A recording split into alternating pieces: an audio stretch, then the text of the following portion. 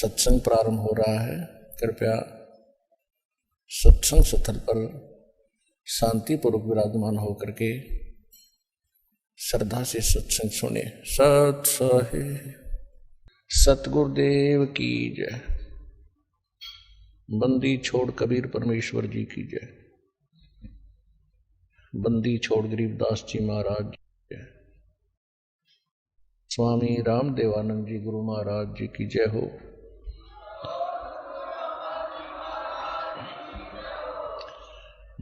गरीब नमो नमो सतपुरुष को नमस्कार गुरु की नहीं। सुर नर मुनि जन साधुआं संतों सर्वसदी नहीं। सतगुरु साहेब संत सब डंडो तुम प्रणाम। आगे पीछे मज हुए तिनको जा कुर्बान। नराकार निर्विषम काल जाल वैभंजनम निर्लेपम निज निर्गुणम अकल अनुवेशुंदनम। सोहम सुरति समापतम सकल समाना निर्तलय। उज्ज्वल हिरंबर हरदमम बेपरवा अथाह वार पार निमज्जतम। ग्रीव जो सुमर सिद्ध होई गणनायक गलताना। करो अनुग्रह सोई पारस पद परवाना। आदि गणेश मनाऊं गणनायक देवन देवा। चरण कमल लो लाऊं आदंत करूं सेवा। परम शक्ति संगीतम रिद्धि सिद्धि दाता सोई। अवगत गुण अतीतं सत्पुरुष निर्मोही। जगदम्बा जगदीशं मंगल रूप मुरारी।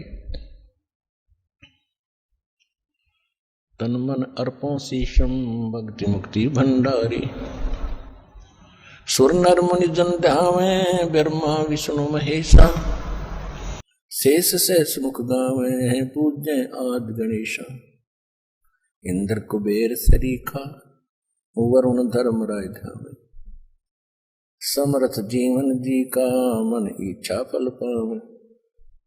33 कोटि अधारा दावे 88। उतरे बहुदल पारा कट है यम की फांसी। 33 कोटि अधारा दावे 88। उतरे बहुदल पारा कट है यम की फांसी। कर जोरों विनती करूं धरूं चरण पर शीश। गुरु जी राम देवानंद जी महाराज ने दियो नाम बख्शीश। कोटि कोटि सिजदा करूं कोटि कोटि प्रणाम। चरण कमल में राखियो मैं बांधी जाम गुलाम।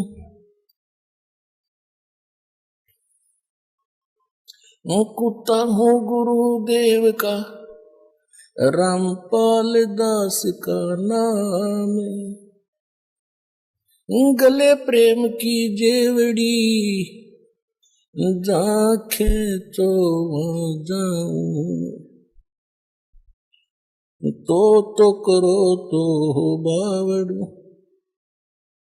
दूर दूर करो तो जाऊं। जो राखो तो ही रहूं जो देवो सो खाऊं।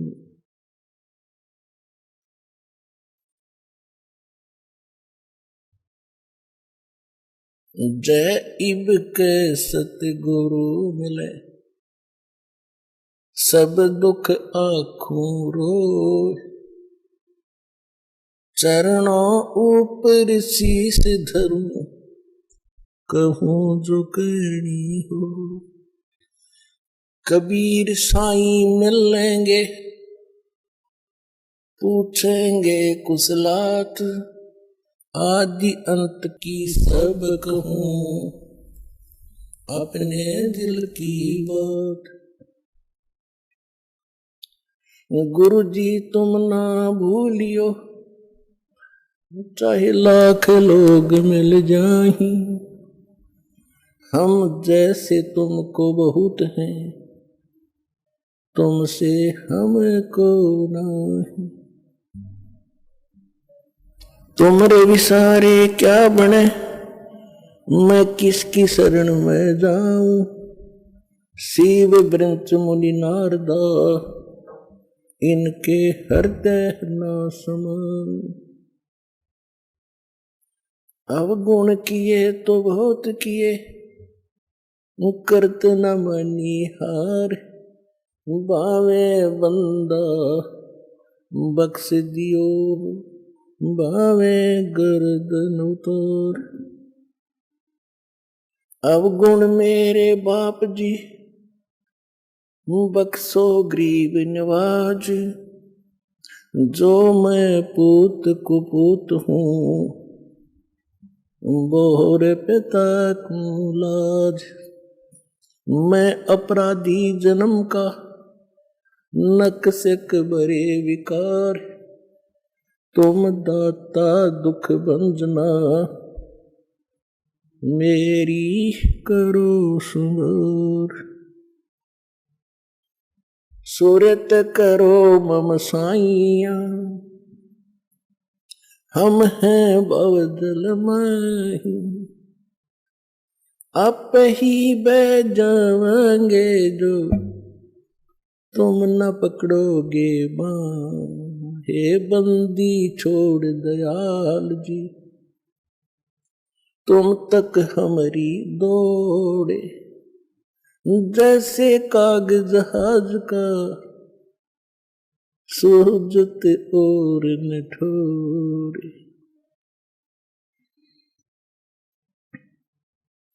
परमपिता परमात्मा, सर्व सृष्टि के रचनहार कबीर परमेश्वर जी, ये हम सभी आत्म एहसास हो रहा है, क्योंकि एक प्रश्नवाचक चिन्ह आज तक किसी से हट नहीं पाया कि हम क्यों मरते हैं, क्यों जन्मते हैं। हम कितना अच्छा परिवार बनाते हैं, उनमें कितना अच्छा प्रेम होता है, मोह होता है, लगाव होता है, और एक सेकंड में वो सब बिखर जाता है।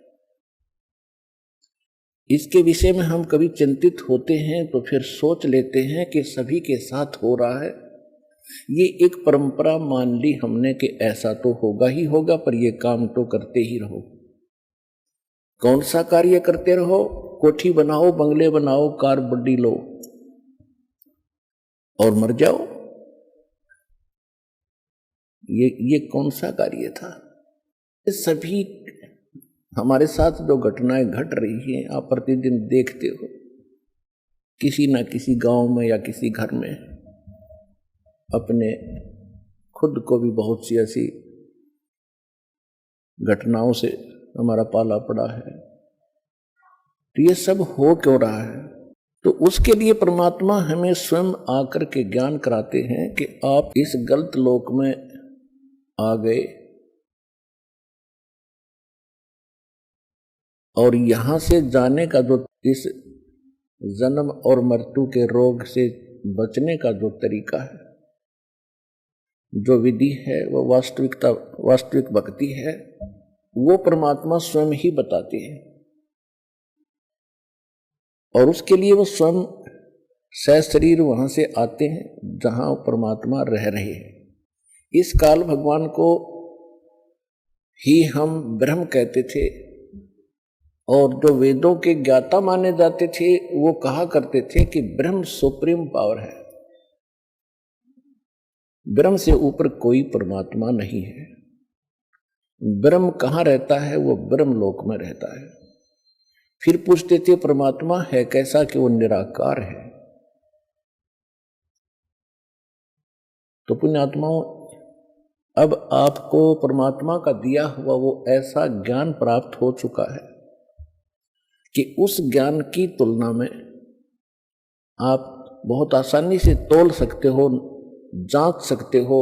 जो हमारे धर्म गुरु ऋषि महर्षि जो हमें ज्ञान दिया करते थे, वो कितने भगवान से परिचित थे, वो कैसा उन्होंने भगवान को जाना था।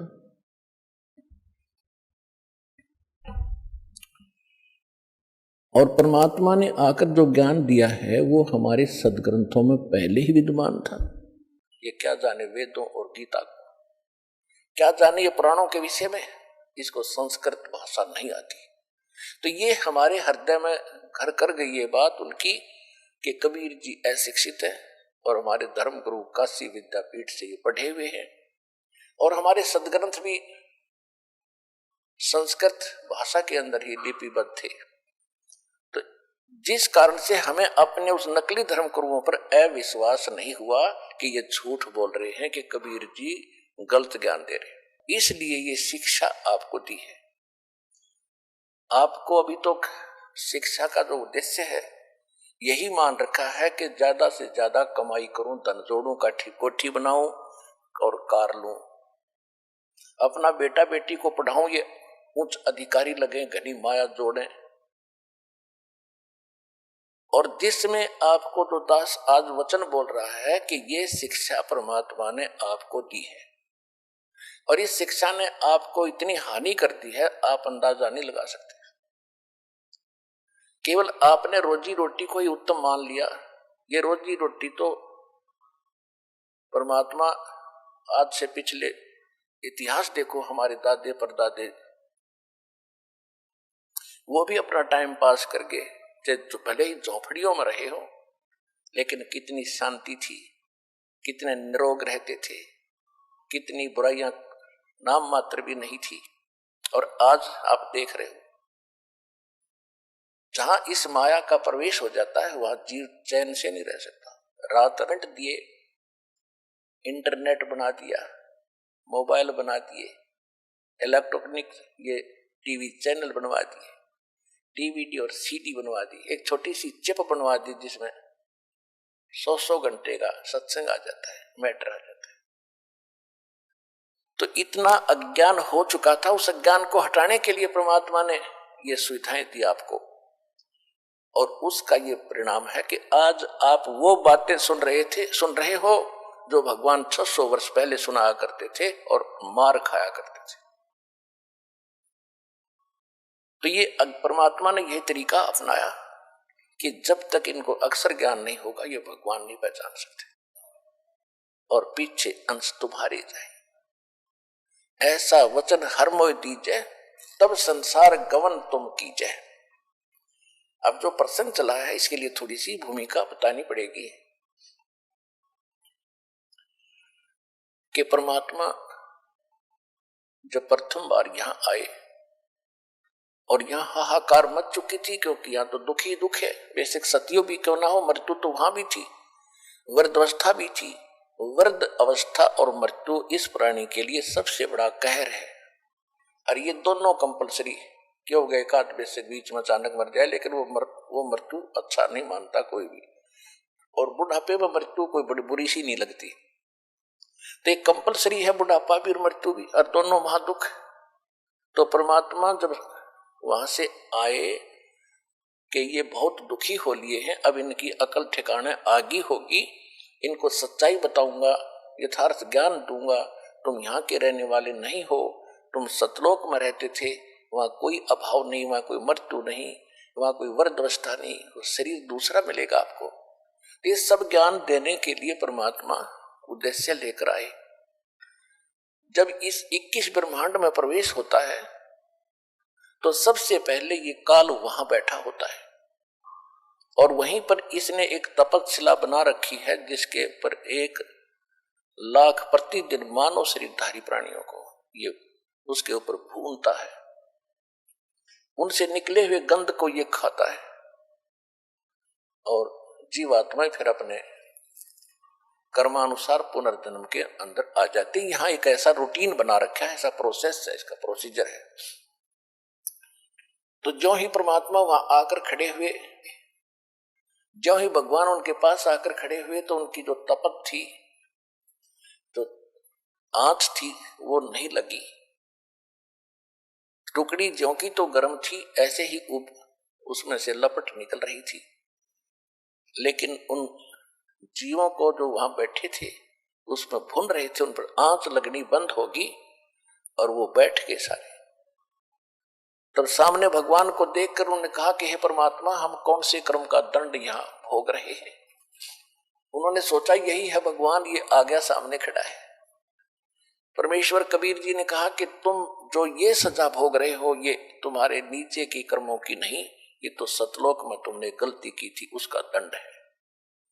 फिर परमात्मा ने सृष्टि रचना सुनाई उनको कि तुम पहले वहां रहते थे जहां से मैं आया हूं, वहां कोई मृत्यु नहीं थी, वहां जन्म नहीं था, कोई रोग नहीं था, किसी चीज का अभाव नहीं था, और तुमने ये गलती की थी। जो यहाँ का भगवान है, किस ब्रह्मांड का जो स्वामी है, ये काल है, ये ज्योत स्वरूपी निरंजन है, इसको ब्रह्म कहते हो तुम। तो इसने एक गलती की थी ऊपर, इसको श्राप लगा था उस कारण से कि 1,00,000 मानव शरीरधारी प्राणियों को ये नित्य खाओगा। और तुमने गलती की थी कि भगवान को छोड़कर तुम इसके साथ यहां पहुंच गए। वो दंड तुम ये भोग रहे हो जब तो तपस्या, और अब जाओगे नरक में, वो तुम यहाँ के कर्म भोग रहे हो। कोई गधा बना है, कोई पशु बना है, कोई पक्षी बना है, कोई जलचर बन रहा है। और उस तपस्या के ऊपर सभी गए हुए थे, धर्मगुरु भी थे, आम जनता भी थी। उस समय सबकी अकल ठिकाने थी कि हमसे कोई भूल बड़ी है, जिस कारण से गुरु भी वहीं तपस्या पर भूलने जा रहे थे, और 1-2 चिल्ला भी साथ मर रहा था, उसके साथ गया था। तब परमात्मा से उन्होंने पूछा, भगवान ऐसी कौन सी साधना है? तो भगवान परमात्मा कबीर जी ने बताया कि मैं जो विधि बताता हूं इसमें एक सतनाम है, एक सार नाम है, उसकी भक्ति से तुम पूर्ण मोक्ष होगे, इस तपस्या पर नहीं आओगे। तब वहां तो मरते सभी कह रहे थे, भगवान हमने वो मंत्र दे दो, हम खूब भक्ति कर लेंगे। परमात्मा बोले कि अब तो वो बात तुम्हारे हाथ से जा चुकी है। जब तुम जाए धरो जग नर देहा, तब तुम करना मेरे सत शब्द स्नेहा। जब कभी तुम्हें मनुष्य जीवन प्राप्त हो, तुम्हारे संस्कार अच्छे हो, मनुष्य जीवन प्राप्त हो, और मेरा कोई दास उस सतनाम को दे रहा हो, वहां जाके नाम लेना, उस नाम से मोक्ष होगा। तब वो कहते हैं, भगवान बहुत बड़ी भारी भूल बनी हमसे, और अब के मनुष्य जीवन मिल गया तो ऐसा संत खोजेंगे जो सतनाम और सारनाम दे रहा होगा। परमात्मा कहते हैं कि तुम ऐसे वायदे तो मुसीबत में ही करते हो, जब तुम सुखी होते हो तब कभी ये सोचते नहीं। दुख में सुमरण सब करे, सुख में करे ना कोई, जय सुख में सुमरण करो, तो दुख काहे को होए। सुख में सुमरण किया नहीं, दुख में करते याद, कहे कबीरता दास की, कौन सुने फरियाद।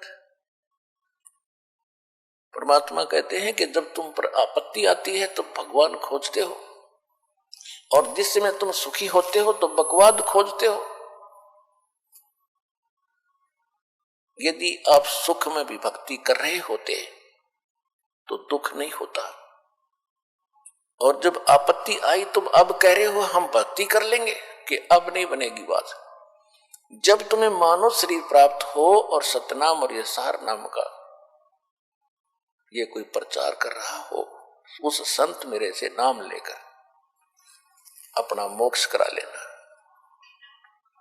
और जिसको तुम वो धर्म गुरुओं को भगवान बता रहे थे जो मरने के उपरांत तपस्या पर भूलने जा रहे थे, नकली, उनसे कह रहे थे कि तुम ब्रह्म को सुप्रीम पावर मानते थे। ब्राह्मणों, ये ब्रह्म तो काल है जिसका 21 ब्रह्मांड के अंदर जाल है, उसको तुम समझ नहीं सके, और आप ब्रह्म को निराकार बताते हैं। अब देखो इनको खाने के लिए वो ब्रह्म आ रहा है, वो काल आ रहा है, वो देखो सामने से। अब काल ने अपना टाइम फिक्स कर रखा है, और उस टाइम के समय वो सभी जितनी भी आत्माएं उस तपस्या के ऊपर भुनी जाती हैं, वो भुनने के बाद अपने आप निकल जाती है। तो उसका वो समय हो चुका था, वो उस आहार करने के लिए आया था, उसने सोचा था वो सब चली गई होंगी, लेकिन परमात्मा इस काल से ऊपर पावर शक्ति ज्यादा है, परमात्मा के सामने ये काल रुक जाता है। यहां पर समय प्रधान है और समय के ऊपर परमात्मा प्रधान है। तो उनको रोक दिया दाता ने, ये दिखाने के लिए कि देखो वो आ रहा तुम्हारा भगवान जिसको तुम निराकार कहते। सामने क्या देखा?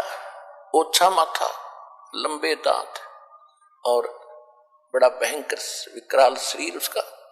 कहा मालिक ने कि वो आ रहा है तुम्हारा भगवान जिसको तुम परमात्मा कह रहे हो, जिसको तुम ब्रह्म कह रहे हो, ये तो काल है।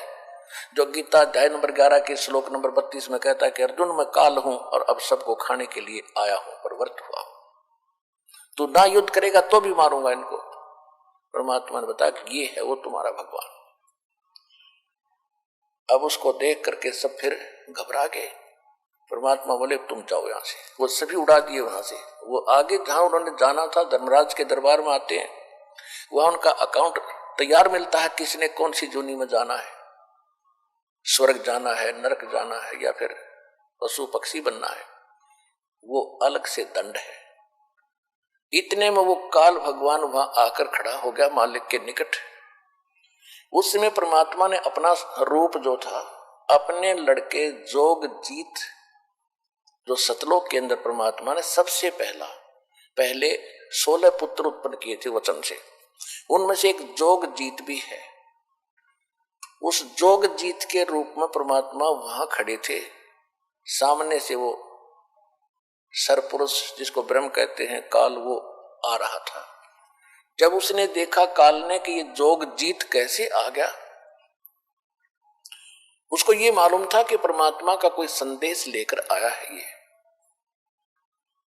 क्योंकि अधिकतर परमात्मा उन्हीं को इसके पास भेजते थे जब ये सतलोक में था। तो सबसे पहले काल भगवान ने ब्रह्म ने पूछा कि जोगजीत तू यहां किस लिए आया? कोई पिताजी का आदेश है मुझे सुना, उसके बाद फिर मैं तुझे जान से मारूंगा, तुझे ऐसा कूटूंगा तू याद रखेगा। तूने मेरे को सतलोक से निकाला था, मैंने तेरे सामने हाथ भी जोड़े थे, तेने मेरी एक नहीं सुनी थी। और पहले तो मुझे आदेश बता कोई परमात्मा का लेकर आया है, तो उसके बाद फिर तो हो ले होशियार। तो परमात्मा ने कहा कि सुन ले ज्योत निरंजन, आदेश परमात्मा का, मैं नीचे जाऊंगा, नीचे के ब्रह्मांडों में जाऊंगा, पृथ्वी लोक पर जाऊंगा, स्वर्ग लोक में जाऊंगा, सब देवों को समझाऊंगा, उनको परमात्मा की जानकारी दूंगा। और आपने सबको मिसगाइड कर दिया, सबको गलत ज्ञान बता रखा है, गलत साधना करके कोई कुत्ता बना, कोई गधा बना, कोई सूअर बना है, किसी को कैंसर हुई है, हाहाकार मचा हुआ है, कोई जीव सुखी नहीं इस गंदे लोग। इनको सच्चा नाम दूंगा, सच्चा ज्ञान दूंगा, सच्चे भगवान की मैं कथा सुनाऊंगा। और परमात्मा ने मुझे ऐसा मंत्र दे दिया सतनाम और सारनाम का, सबको सारनाम और सतनाम दूंगा, सब निर्बाध सतलोक चले जाएंगे। और तेरी पोल पाड़ूंगा, तू काल है, तू अपने आप में भगवान बन बैठा यहां पर।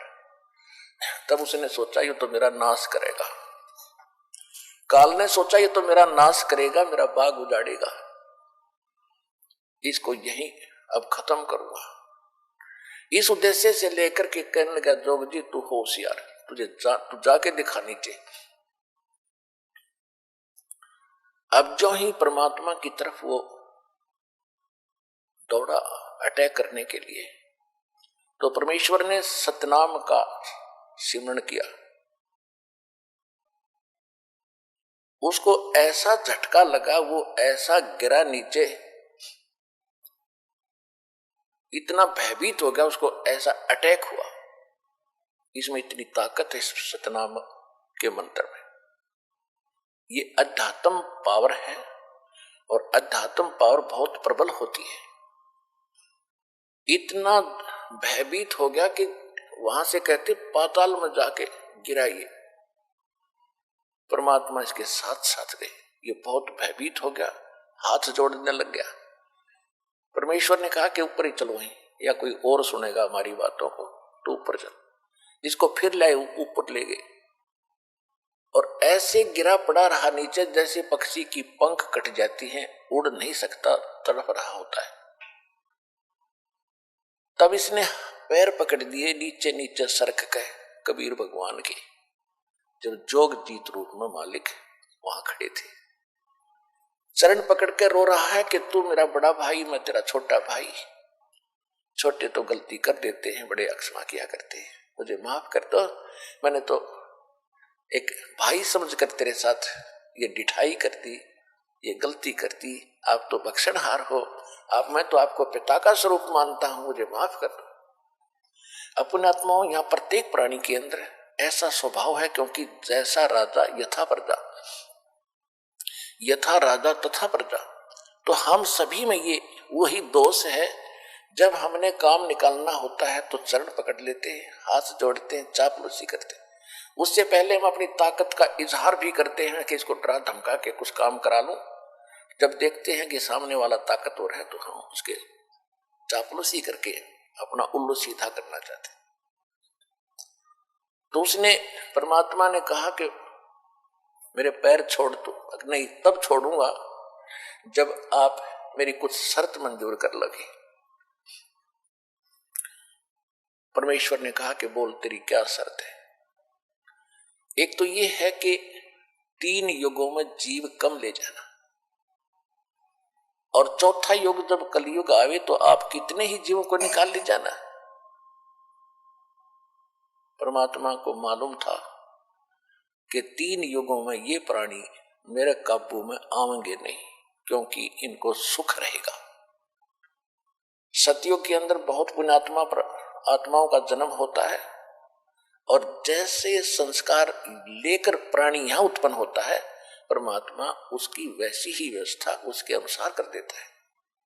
तो सतयुग में पुण्यकर्मी प्राणी होते हैं, सुंदर आबहवा होती है, लाखों वर्ष का जीवन होता है, बाप से पहले पुत्र नहीं मरता और पत्नी विधवा नहीं होती, इतना अच्छी व्यवस्था रहती है, लाखों वर्ष का जीवन होता है, तगड़े तगड़े शरीर, लंबे लंबे बड़े फलदार वृक्ष होते हैं, कोई चीज का भाव नहीं। जैसे आज हम मेहनत करते हैं गेहूं चने बनाने के लिए, इतने सब तो उगे रहते हैं, सब तो इतने रहते हैं, तोड़ दो, खा लो और रख लो, बाकी पड़े खड़े रहो, उन्हीं से झड़झड़ा कर फिर अगली बार फिर उग जाते हैं। इस तरह रहता है वहां पर।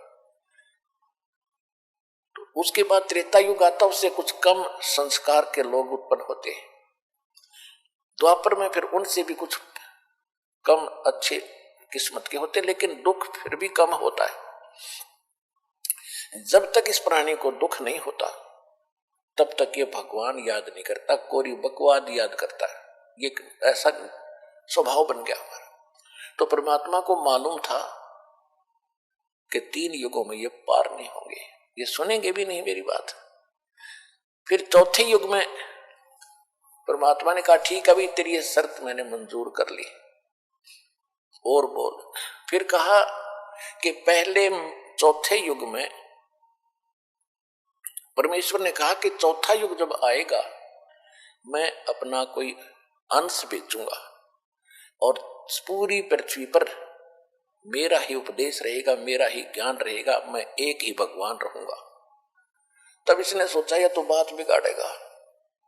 तो काल ने कहा कि एक शर्त मेरी और है भगवान, कि पहले मेरे प्रचारक जावें, आपका बाद में आवे। परमात्मा बोले चल ठीक है, ये भी तेरी स्वीकार कर ले। इसने इस प्रकार कई शर्त परमात्मा से रखी, दाता ने इसकी वो सब स्वीकार कर ली। फिर इसने लास्ट में ये कहा कि मुझे वो मंत्र बता दो जिससे तेरे हंस पार होंगे। फिर उसने ये दूसरा ये रखा था, तीसरी शर्त ये रखी थी कि आप जोर जबरदस्ती ना करना भगवान, नीचे जाओ तो जोर जबरदस्ती करके उनको दीक्षा ना देना, आप अपना ज्ञान देना। आपके ज्ञान को कोई स्वीकार करे तो वो आपका हो, आपके ज्ञान को स्वीकार ना करे वो मेरा हो। ये तो मालिक को पता था कि जब तक इनको ज्ञान ही नहीं होगा तो ये मेरे कैसे हो सकते। परमात्मा बोले भाई ठीक है। फिर इसने शर्त रखी जी, एक शर्त और है। क्या? कि पहले मेरे प्रचारक जाएंगे, आपका फिर बाद में आवे कलयुग में। परमात्मा ने बोल सुना भाई ठीक है। परमात्मा ने कह दिया कि ठीक है, ये तथास्तु, हम बाद में चले जाएंगे। जब इसने देख लिया, क्योंकि जीव है ये भी, और जीव की बुद्धि जीव सत्र की होती है, और कबीर परमात्मा है, सर्वशक्तिमान है, सर्वज्ञ है। तब उसने क्या देखा कि अब ये क्या करेगा, चौथे युग में आएगा, कर लेंगे जो करना है। एकदम खड़ा हो गया, गरज निकली, बच्चा सुखी, इस फार्मूले से खड़ा हो गया। तो तब कहा कि जाओ जोग जीत संसारा, जीव न माने कहा तुम्हारा। फिर कहते द्वादश पंथ करूं मैं साचा, और नाम तुम्हारा ले करूं अवाचा। उन द्वादश पंथ नाम जो ले ही, वो हमरे मुख आन समोही, और अनेक पंथ चलाऊं, या विद जीवा को भरमाऊं, देवल धाम और मंदिर पुजवाऊं, और ऐसी भक्ति दृढ़ करवाऊं, नकली भक्ति दृढ़ करवाऊं, और जाइयो जोग जीत संसारा, फिर जीव न माने कहा तुम्हारा। जीव तुम्हारा कहा न माने, हमरी ओढ़ हो बाद बखाना। ऐसे अज्ञान से भर दूंगा, मंदिर मस्जिद गुरुद्वारे धाम इनकी पूजा पर दृढ़ कर दूंगा, और ये तीर्थ व्रत जब तक चतलाऊं, या विद जीवों को भरमाऊं। तीर्थों पर, व्रत के ऊपर, धाम मंदिर, देवल कहते मंदिर को, इनमें दृढ़ कर दूंगा इनकी बुद्धि को, और तेरी कोई नहीं सुनेंगे। जब तुम्हारा पीछे अंश जाएगा, उसकी कोई नहीं सुनेगा, और मेरे वकील बन करके तुम्हारे साथ विवाद, जाइयो जोग जीत संसारा, जीव न माने कहा तुम्हारा। परमात्मा को उसकी बुद्धि के सतर पर हंसी आ रही थी, और परमात्मा ने कहा ठीक है, कलयुग बीते 5500 पाचा, तब ये वचन मेरा होगा साचा। कलयुग बीत जावे जब एता, चौथा युग जब कलयुग आई, तब हम अपना अंश पठाई। घर घर देखो बोध विचारा, सत्य नाम सब ठोर उचारा। हाँ, फिर इसने एक शर्त और रखी थी कि हे परमात्मा, जो आप नाम दोगे ना, और जिससे वो पार होगा, वो सतनाम मुझे बता दो, ताकि जिसके पास वो सतनाम होगा मैं उससे दूर हो जाऊंगा। परमात्मा बोले मुझे इतना बिल्कुल नादान मत समझे, ऐसा मेरा बौड़ा मत समझे, मूर्ख, और जो तेने चतुरता की है इसका तुझे आगे पता लगेगा। परमात्मा ने कहा कि उस सतनाम को नहीं बताऊंगा तेरे को, तू तो जुल्म कर देगा, और उस सतनाम की यह शक्ति तूने देख ली है। जिसके पास, मेरे हंस के पास सतनाम होगा, तो निकट जाके दिखा दिए उसके, आप पे पता लग जा कि इसके पास और सतनाम, तुझे बताने की जरूरत नहीं पड़ेगी। वह सतनाम ऐसा होगा जैसे मैंने सतनाम का सेवन किया तो पताल में जाके गिरा था, और जिस हंस के पास ये सतनाम होगा उसकी ये हालत होगी, कुछ छेड़ के दिखा दियो मेरे बच्चे को। तो क्या कहा कि चौथा युग जब कलयुग आई, तब हम अपना अंश पठाई। घर घर देखो बोध विचारा, सतलोक सतनाम सब ठोर उचारा। सतनाम सुना सुना था राधा स्वामी वालों से, इन राधा स्वामी वालों ने सतनाम के कह खाए पता नहीं, ये खान का है कि पीने का है, ये कोई सतलोक है या कोई स्थान है या कोई नाम है या भगवान है। ऐसे बच्चों जैसी व्याख्यान की सुनकर पढ़कर देखो इनके महापुरुषों की पुस्तकें। तो संत मत प्रकाश भाग 1, 2, 3, 4 निरडंगे पर रखे इन्होंने। वही सतनाम, वही सचखंड, वही सतलोक, वही सारनाम, वही सत्सबद, हर वही असली राम, वही हमारी सतनाम, हमारी जात है। सतनाम ये 2 अक्षर का होता है, और इसकी आज तक छींट नहीं लगने दी। हाँ, परमात्मा जब आए उन महापुरुषों से मिले, उनको सतनाम दिया था, लेकिन उनको प्रतिज्ञा दिला दी थी कि इसका जिक्र ना करना, नहीं तो नाश हो जाएगा बने बनाए हमारे सारे मिशन का। तो जिन महापुरुषों से मालिक मिले वो सतनाम उनको दिया, उनसे प्रतिज्ञा दिला दी थी, धर्मदास मेरी लाख दुहाई। ये मूल ज्ञान दास बता रहा है, ये न कबीर पंथियों के पास है। और ये मूल नाम के अंदर कंप्लीट कोर्स आता है। कंप्लीट कोर्स जो प्रथम 7 मंत्र, दूसरा 2 अक्षर का सतनाम और फिर एक सार नाम, ये है मूल नाम।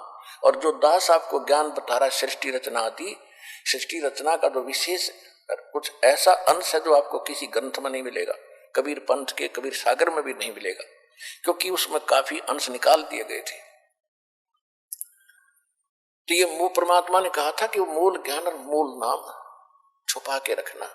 कब तक? फिर बताया है कि कलयुग बीते 5500 पाचा, तब ये वचन मेरा होगा साचा।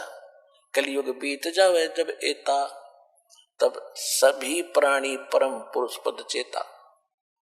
कि जब 5500 वर्ष कलयुग बीतेगा, उस समय घर घर परमात्मा, बोध माने ज्ञान, कबीर परमात्मा के ज्ञान की चर्चा जुबान जुबान पर घर घर होगी। अब आप देख रहे हो जितने भी बच्चे हैं परमात्मा की शरण में आए गए हैं, किसी के घर पर मोबाइल चल रहा है, किसी के घर पर कोई टीवी में सीडी लगा रखी है और आरती हो रही है, सिमरन चल रहा है। जहां जहां भी आप जाते हो, क्योंकि हमारा मार्ग ऐसा है कि जब भी आप सफर कर रहे हो तो भक्ति करनी है। कोई जैसे आप यहाँ से जाते हो, यहाँ के लिए आते हो, ट्रेन में आते हो, बसों में आते हो, अपनी गाड़ियों में आते हो, तो रास्ते में अवश्य सिमरन करते हो। कोई सुबह का समय हो गया, सुबह की आरती को, दोपहर की, फिर शाम की, दिन में मंत्र। तो इस तरह ये पूरे वातावरण में ये परमात्मा का जो यथार्थ भक्ति है, इसकी ऐसी फैल रही है, ये पूरे विश्व में जा रही है। और अभी तक विश्व के अंदर ये गाने बजाने, बकवाद, चर्चा और ये जो निंदा चुगली, इस तरह की बातें, जो विचार विमर्श होते हैं, ये वायुमंडल में घूमते रहते, शब्द खंड नहीं होता। और अब ये वचन चलेंगे परमात्मा की सतवाणी के, और सिमरन की, जो सिमरन करने से आपको तो ताकत आती ही है। वो जो बाहर निकलता है एक मंत्र, उपदेशी पूर्ण संत से लेकर फिर जाप करते हो, बाहर निकालते हो, तो वातावरण में फैलता है। तो इस प्रकार ये सारे मालिक की वाणी चलती है। तो ये वो जो वचन पहले समाज में घर कर चुके हैं, सबके दिमाग बदले हुए हैं, माया की जोड़ तोड़ में लगे हुए हैं, उनके अंदर फिर कुछ संतोष आने लगेगा। जो पुराने विचार हैं उनको इसमें ऐसी ताकत, जैसे आप देखते हो गंदी हवा ऊपर उड़ जाती है, शुद्ध हवा नीचे आ जाती है। तो परमात्मा के जो वचन ज्ञान आप सुन रहे हो, टीवी पर सुन रहे हो, चिप में सुन रहे हो, मोबाइल से, तो मेमोरी कार्ड से चला रहे हो, या वैसे अपना सांस का सेवन कर, तो ये शुद्ध यथार्थ भक्ति है।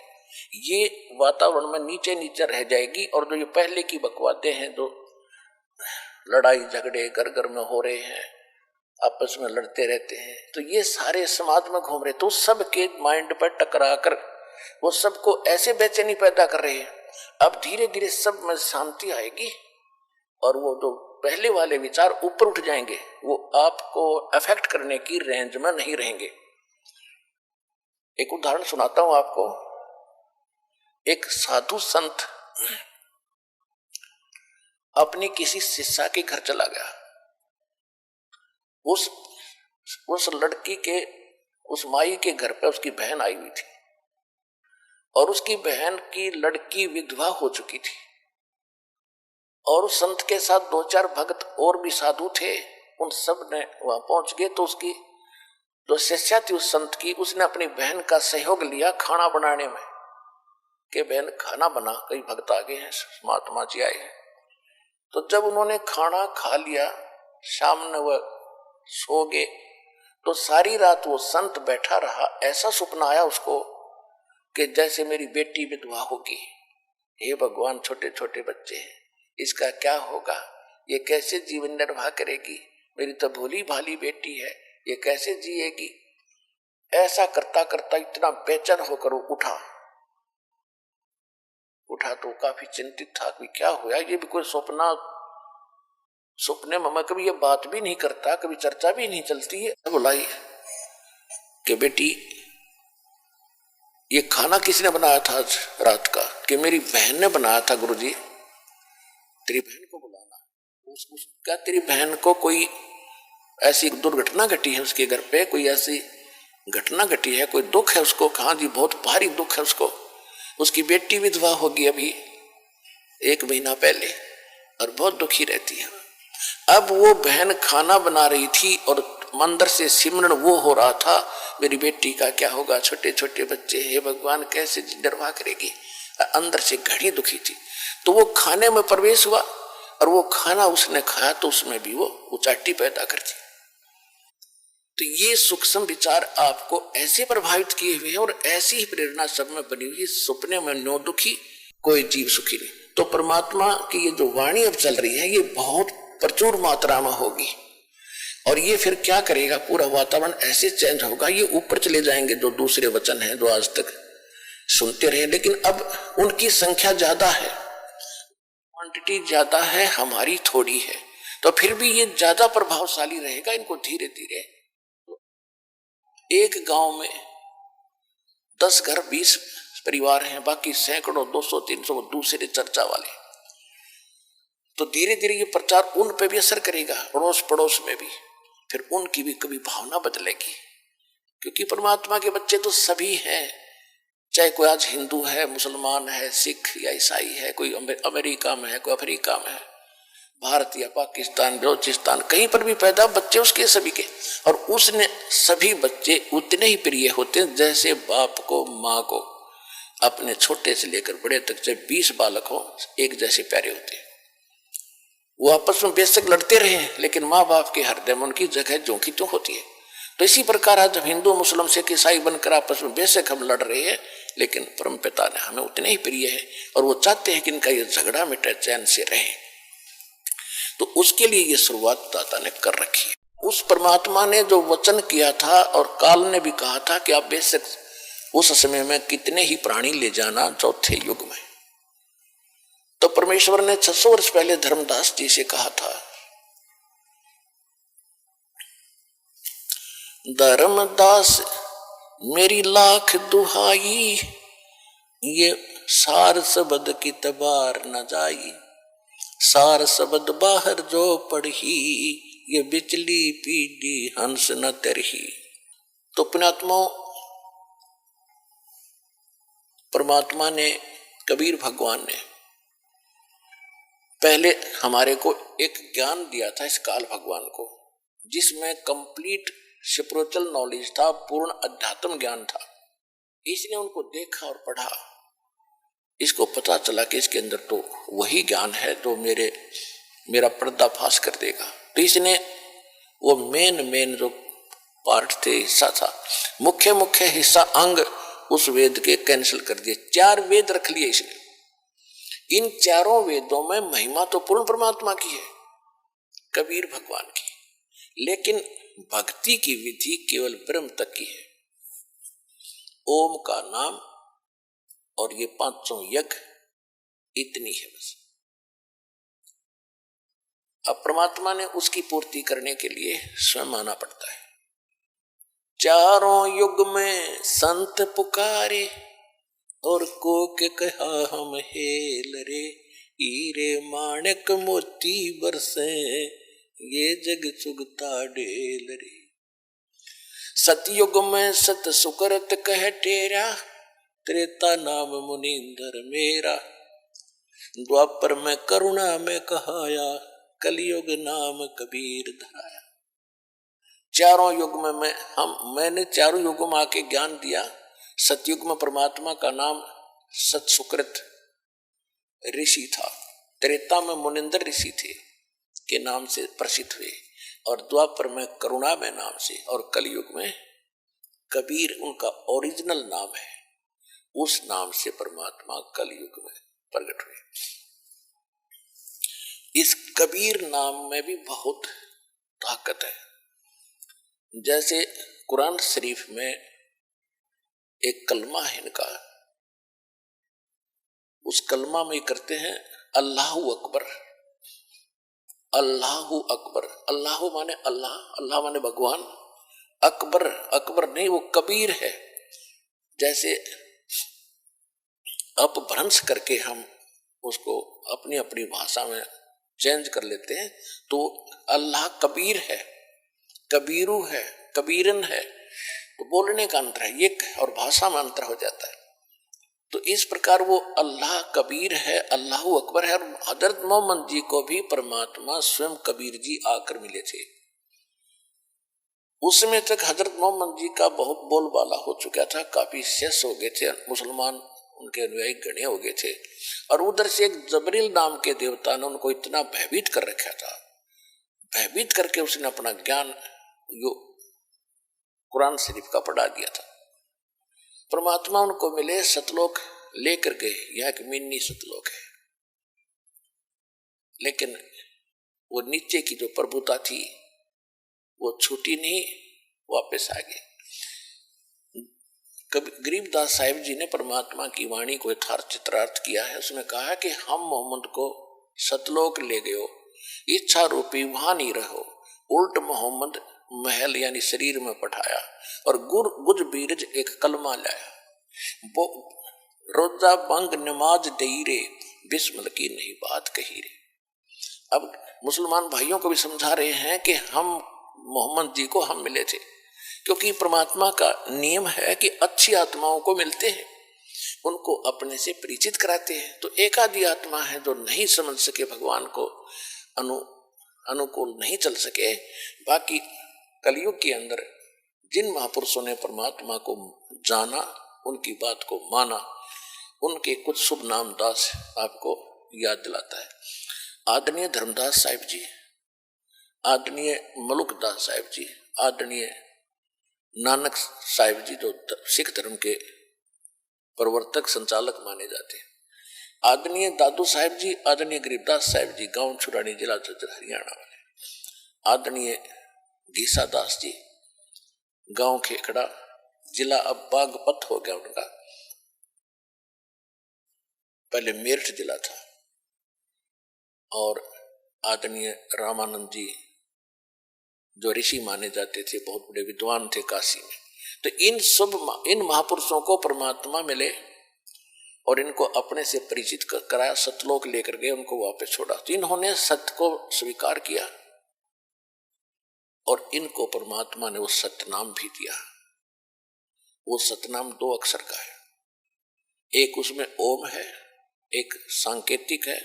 श्रीमद् भगवत गीता अध्याय नंबर 15 के श्रीमद् भगवत गीता अध्याय नंबर 17 के श्लोक 23 में 3 मंत्रों का जाप का निर्देश है, जिसमें एक तो स्पष्ट है ओम तत्सत। ओम तो स्पष्ट ये ब्रह्म का है, तत् और सत ये सांकेतिक है। एक तत् और ओम दोनों मिलकर के तत् गुप्त है, जो सतनाम प्राप्त है उनको मालूम है वो कौन सा मंत्र है। तो ये दोनों मिलकर सतनाम बनता 2 अक्षर का। यही 2 अक्षर का नाम धर्मदास जी जाप करते थे, सतनाम। इसको श्वास उश्वास से जाप करना होता है। श्वास जब बाहर छोड़ते हैं एक मंत्र छोड़ना होता है, अंदर लेते हैं जो दूसरा मंत्र सतनाम के 2 अक्षर का। तो इस प्रकार सिमरण किया हुआ है सतनाम की बहुत बड़ी कीमत होती है। उसके विषय में गरीबदास साहिब जी ने एक थोड़ा सा हिंट दिया है कि जो सतनाम तुम्हें प्राप्त है अधिकारी से मिला है, जैसे इस दास से ये दीक्षा ले ले कोई और तीनों नाम भी प्राप्त कर लिए उसने, क्योंकि ये तो आपको देने ही है। जब योग्य हो जाओगे तो बुद्धि भ्रष्ट हो जा किसी मूर्ख की और वो अपने आप स्वयंभू गुरु बनकर इन मंत्रों को आगे देने लग जावे तो उससे कोई लाभ नहीं होने वाला। वो तो अपना जीवन नाश कर दिया उसने, क्योंकि गुरुद्रोही हो गया। और जो उसके शिष्य होंगे उनको कति लाभ नहीं हो, क्योंकि अधिकारी के बिना ये मंत्र काम नहीं करे। अब जैसे एक व्यवहारिक बात है, कोई आपने पासपोर्ट बनवाना है या लाइसेंस बनवाना है गाड़ी चलाने का, यदि कोई डुप्लीकेट ज्यों का त्यों बना दे और नकली अधिकारी दस्तखत कर दे, ठीक है, इसको आप लेकर खुश भी हो जाओगे, गाड़ी भी चलाओगे, जिस दिन पकड़े जाओगे उस दिन आपके ऊपर बड़ी भारी आपत्ति होगी। और जिससे बनवाया वो भी जेल और आप भी सजा के पात्र हो गए। ठीक इसी प्रकार इस विश्व में आज के दिन इस दास के अतिरिक्त इस सतनाम सार नाम के देने का कोई अधिकारी नहीं है, ये याद रख लेना। और यदि इस दास से नाम लेकर के कोई स्वयं गुरु बनकर नीचात्मा गलती कर रहा हो, उससे भी बचना है, अन्य समाज को बचाना, झगड़ा नहीं करना, क्योंकि परमात्मा का वचन है उस काल के साथ कि ज्ञान देकर आप अपना बनाना, बाई फोर्स ना करना। अगर हम बाई फोर्स करेंगे किसी के साथ तो भगवान रुष्ट हो जाएगा। हमने ज्ञान सुनाना है, सुनने वाला भले ही आपको कोई नाराज भी होता है, आपको बुरा भला भी कहता है, तो शांति रखना, फिर देखना एक दिन आपके गुण गावेगा जब उसकी बात समझ में आ जाएगी। तो इसलिए दास प्रार्थना करता है कि ऐसा कोई निकम्मी आत्मा कहीं अपने कर्म फोड़ रहा हो, अपने कर्म बिगाड़ रहा हो, तो उसको भी समझाना कि भाई साहब क्यों अनमोल जन्म खो रहा है, तो काहे का गुरु है। आज तक हमने ऋषियों के इतिहास पढ़ लिए, हजारों की संख्या में संतों के प्रवचन सुन लिए, किसी ने कह नहीं पता इस सतनाम का, और आप कहां से चुरा कर ले आए। तो परमात्मा कहते हैं बेखों के लश्कर फिरे ये बाणी चोर कठोर, सतगुर धाम ना पहुंचेंगे ये 84 के डोरे। तो इस सतनाम को इस दास से लेकर मर्यादा में रहकर आप इसकी भक्ति करोगे, आपको कितना पुण्य मिलेगा, कितना लाभ मिलेगा। सतनाम एक सांस बाहर छोड़ा, एक मंत्र दूसरा अंदर लिया, ये कंप्लीट हो गया। ये एक सिमरन हो गया सतनाम का। और इस सतनाम की कितनी कीमत है। सतनाम पालड़े रंग होरी हो, 14 लोक चढ़ावे राम रंग होरी हो, 3 लोक पास्यंग धर रंग होरी हो, तो ना तुले तुलाया राम रंग होरी हो। आदरणीय गरीबदास साहिब जी को परमात्मा मिले थे, गांव छुड़ाने जिला दद्दर वाले को, क्योंकि परमात्मा का जो काम है वो कोई निष्प्रयोजन नहीं होता। और उन्होंने पहले ये कह रखा था, धर्मदास जी ने कबीर सागर में लिखा हुआ है, कबीर वाणी एक चैप्टर है परमात्मा कबीर सागर में, उसकी 134, 136 और 137 पृष्ठ पे स्पष्ट किया है कि 12 पंथ ये काल के नकली चलेंगे, और बर्मा पंथ जो होगा गरीबदास जी का होगा, जो 1774 में, सन 1774 में जिसका जन्म होगा। और कबीर सागर में गलती से 1775 प्रिंट है, 1 वर्ष की वजह से लिखण में गलती हो रही है। तो परमेश्वर ने 600 वर्ष पहले कहा था, धर्मदास जब बर्मा पंथ आवेगा ना, 12वें पंथ का जो प्रवर्तक होगा उसके द्वारा मेरी महिमा की वाणी पुनः लिखवाऊंगा। लेकिन ये 12 पंथी कबीर पंथ मेरे नाम से चलाऊंगा काल, और बर्मा, क्योंकि जो ये महापुरुष थे गरीबदास जी थे, ये महान आत्मा थे, लेकिन इन्होंने वाणी तो बिल्कुल सारी लिख दी। इनके जाने के बाद जो उस वाणी को ना समझकर अपनी अपनी डफड़ी, अपने अपना राग ये गरीबदासी और कबीर पंथी पीट रहे। तो परमेश्वर ने कहा था जब बर्मा पंथ चल चुका होगा तब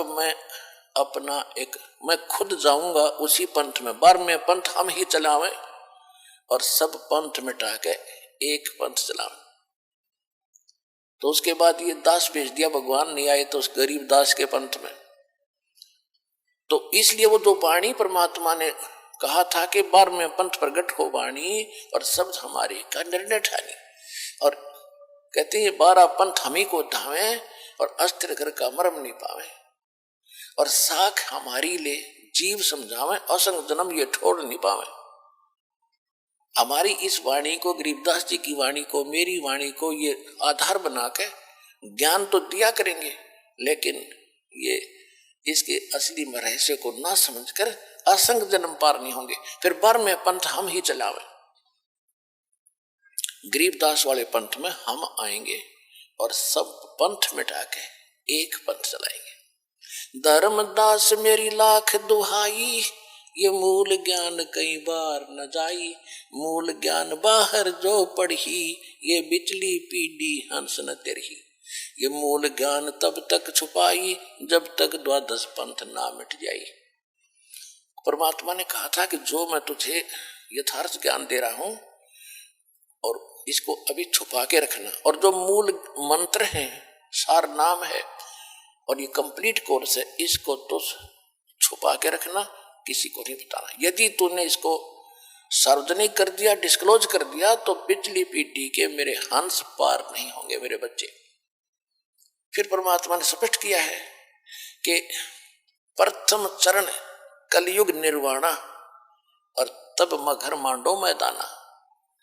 कबीर सागर में कबीर वाणी चैप्टर में 137 पृष्ठ पर भगवान ने कहा है कि प्रथम चरण कलयुग का वो होगा जब मैं मगर शतान से सशरीर जाऊंगा। तो सन 1518 में, संवत 1775 में, संवत 1575 में, सन 1518 में परमात्मा मगर स्थान से सशरीर सतलोक गए थे। वो था प्रथम चरण, 120 वर्ष लीला करके गए थे। फिर कहा था बिचली पीढ़ी जब आवेगी, सार शब्द बाहर जो पढ़ी, ये बिचली पीढ़ी हंस नहीं तरही। अब बिचली पीढ़ी कहां से शुरू हुई है? कलयुग बीते 5505, तब ये वचन मेरा होगा सच्चा। कलयुग बीते कलयुग 5500 जब कलयुग बीत जावे, महापुरुष फरमान ये जग तारण को आवे।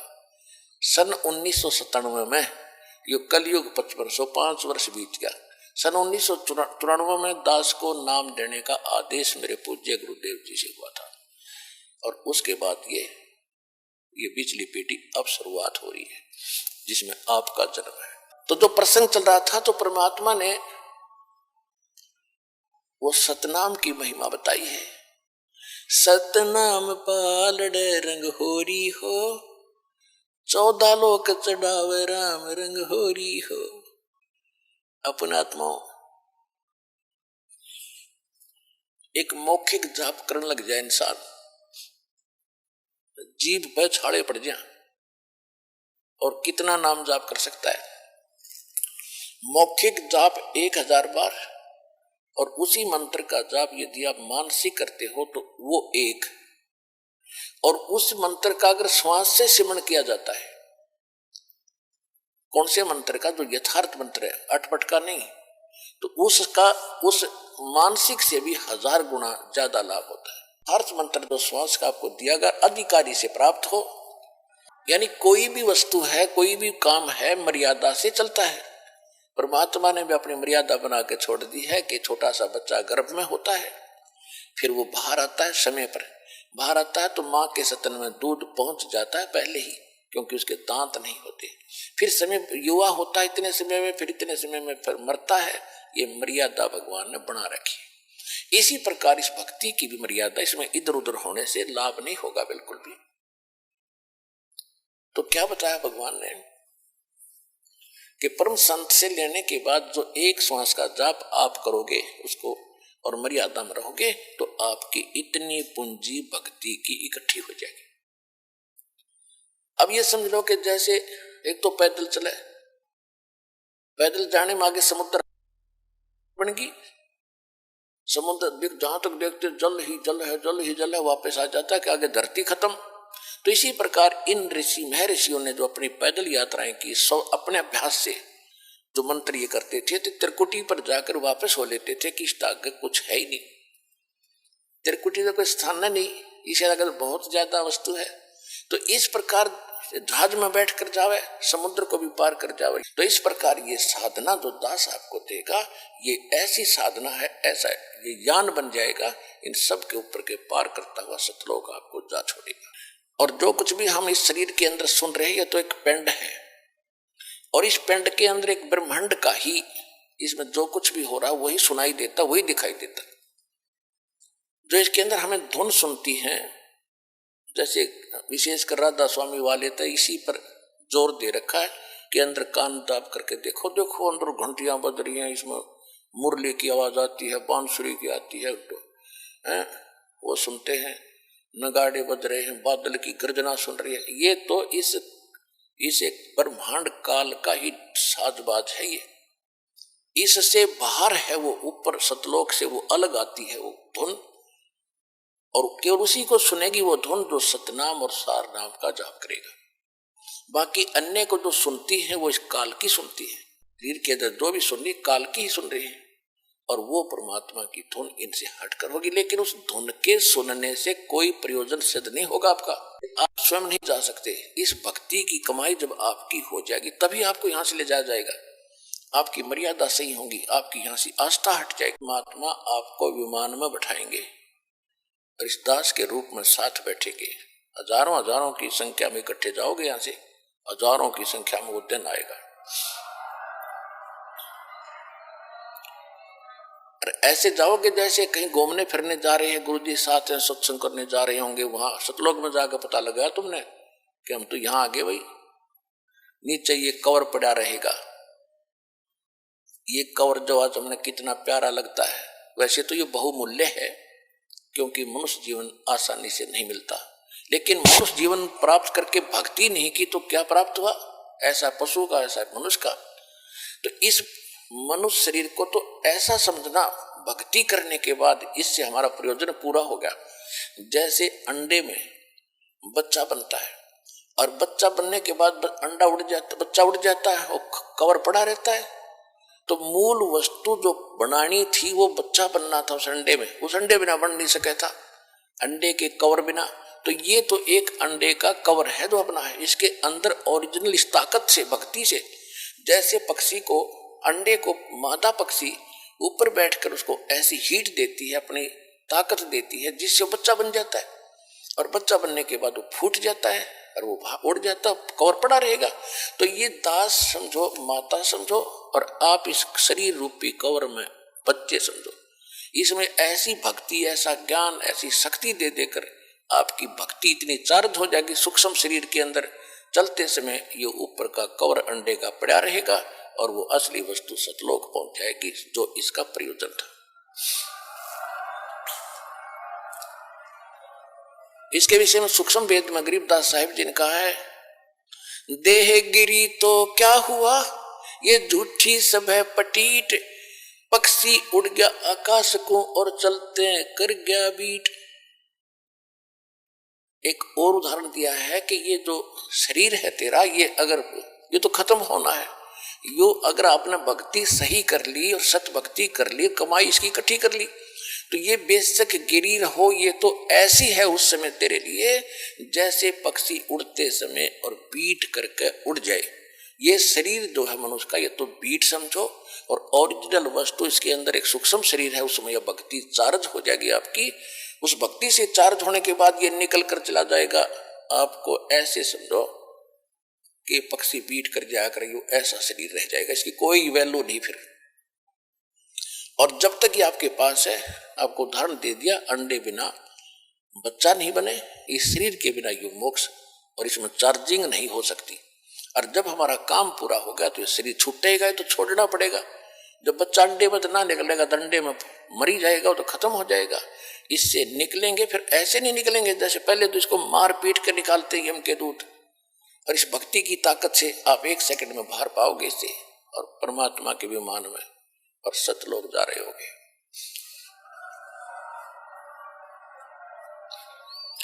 तो ये इतनी ताकत देगा आपको ये सतनाम। तो उसके बारे में जैसे हम आपको बहुत सी मर्यादा बताते हैं कि आपने ये त्योहार आता है होली, इसके अंदर कुछ भी सहयोग नहीं देना है, पार्टिसिपेट नहीं करना है ना इस पर, क्योंकि हम देखो पुण्यात्माओं, इस ज्ञान से आपका मन हटेगा इन बकवादों से। एक भक्त बता रहा था कि हमने 10 वर्ष तक कोई त्योहार मनाकर नहीं देखा।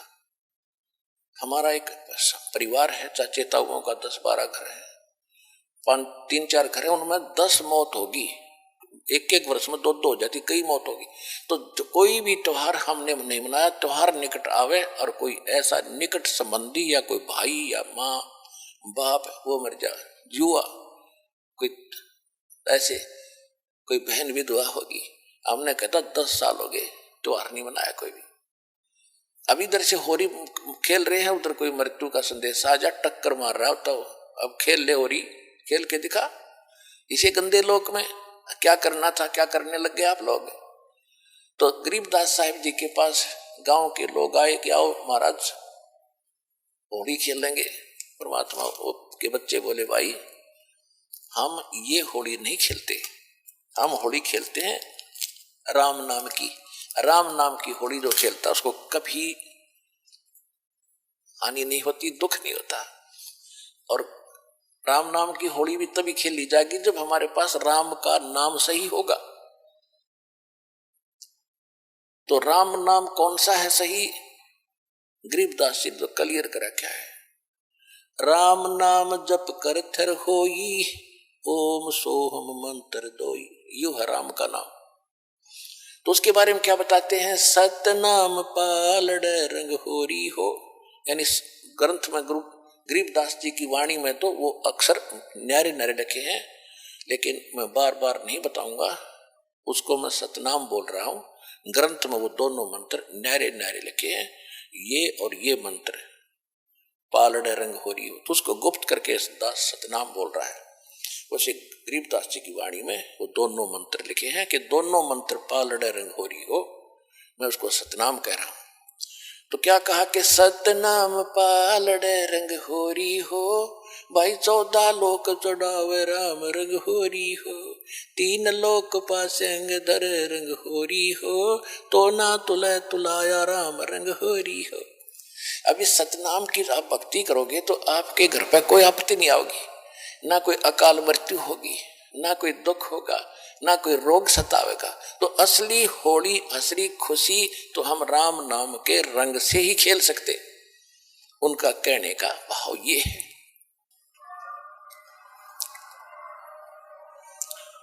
अब जैसे तखड़ी के अंदर, तराजू के अंदर बैलेंस बोलो अंग्रेजी में, इसके 2 पलड़े होते तराजू के, और इसमें एक पासिंग शब्द आया, पासिंग। शायद अब तो पासिंग एजुकेटेड को पता नहीं होगा पासिंग किसे कहते हैं। जब तखड़ी के अंदर, तराजू के अंदर कोई त्रुटि होती थी, अनबैलेंस्ड होती थी, उसमें जो उसको बैलेंस करने के लिए, उसकी वह त्रुटि रहित करने के लिए ऐसे चेक किया जाता था। हमारे घर पर, हमारे पिताजी के पास ये दुकानदार बनिए लोग, सौदागर आते थे गेहूं, बाजरा, ज्वार मोल लेने के लिए, क्योंकि दास का जन्म एक किसान परिवार में हुआ। तो हमारे पिताजी कहते थे सेठ जी पहले अपनी वो तखड़ी चेक करा, इसमें कोई डांडी तो नहीं है, यानी कोई डिफेक्ट तो नहीं है। तो ऐसे करता था।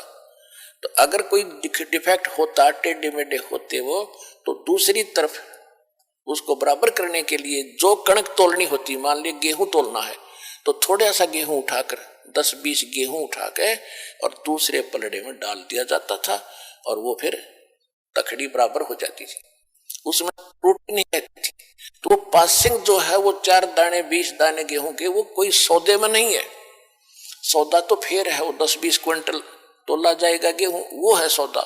तो कहने का भाव ये है कि इस परमात्मा का एक सतनाम विधिवत लिया हुआ, ये 2 अक्षर का मंत्र जो है, एक सतनाम कंप्लीट हो जाता है, एक बार बाहर छोड़ो दूसरा अंतर लो, ये हो गया पूरा, बस एक मंत्र ये है।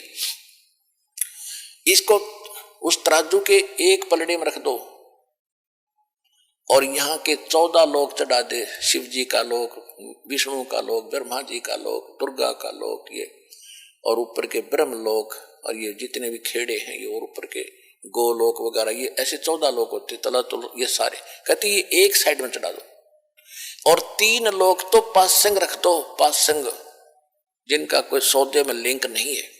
वो कौन कौन से 3 लोक, या पृथ्वी, स्वर्ग और पाताल लोक। अब पुण्यात्माओं, क्योंकि आपको ना तो कोई ज्ञान देने वाला मिला अपने को, और ना ही हमें सिद्धार्थ मार्ग का ज्ञान है। जब आप इस ज्ञान से परिचित हो जाओगे तो ये छोटी मोटी जो आप कोई कोठी बंगले, कोई 150 एकड़ जमीन लेकर के अपने आप को धन्य मान बैठे हो, यो अंधेरा हटेगा आपका। अब कोई MLA बन जाता है, कोई सरपंच बन जाता है, बस पूछो मत, नो फूला नहीं समाता, सरपंच बन गया, चेयरमैन बन जाता है, एमएलए बन जाता है, एक मंत्री प्रधान मुख्यमंत्री बन जाता छोटे से स्टेट का, तो उसकी खुशी का कोई ठिकाना नहीं होता। ये बच्चों के खिलौने लगेंगे आपको, जैसे बच्चे अनजान खेल रहे हो गुड़िया के साथ। और परमात्मा क्या बताते हैं कि जो धन, जो वस्तु, जो कमाई आप कर रहे हो, वो कितनी कीमत आपके पास इकट्ठी हो रही है। कबीर साहब कहते हैं, कबीर सब जग निर्धना, धनवंता ना कोय, धनवंता सो जानियो, जिस पे राम नाम धन होए।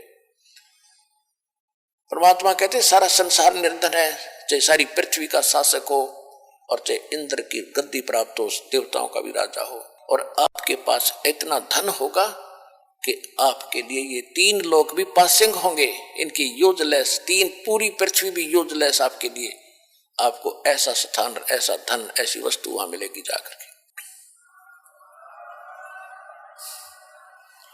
अब क्या बताते हैं, कोई मंत्री बन जाता है, प्रधानमंत्री बन जाता है, सब समझता मैंने अपने जीवन को सफल कर लिया, और जब वो अध्यात्म ज्ञान से परिचित हो गए, और आप तो हो ही लिए, तब आपको पता चलेगा इसने तो अपना जीवन नाश कर लिया, खाक सफल कर लिया मनुष्य जीवन को। मनुष्य जीवन का काम तो शुरुआत भी नहीं की।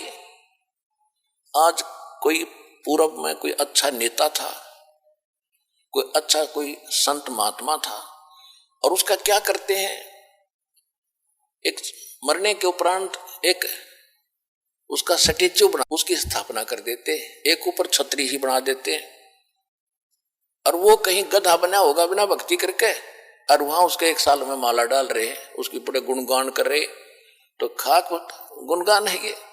तो परमात्मा के ज्ञान से जब आप परिचित हो जाओगे, तब आपको महसूस होगा कि आपको क्या मिला और इस संसार को क्या मिला, जो आपको आज महिमावान नजर आ रहे हैं। अंत लास्ट में जो भगवान के दरबार में आपकी कीमत आंकी जाएगी, उस समय पता चलेगा वो तो कौड़ी थे, जो सारी पृथ्वी का राजा हो, और आप लाल बन गए इस भक्ति के करने से, भगवान के दरबार में पहुंच जाओगे। अब क्या बता रहे हैं कि सतनाम पालड़ रंग होरी हो, एक मंत्र, और 14 लोक चढ़ावे राम रंग होरी हो, और 3 लोक पृथ्वी, स्वर्ग और पाताल। ये तो सौदे में नहीं, हमारे में इसको तो पासिंग रखे, ये तो यूजलेस, जैसे 4 दाने रखे थे। तो ना तुले तुलाया राम रंग होरी हो, ये 2 अक्षर का नाम है।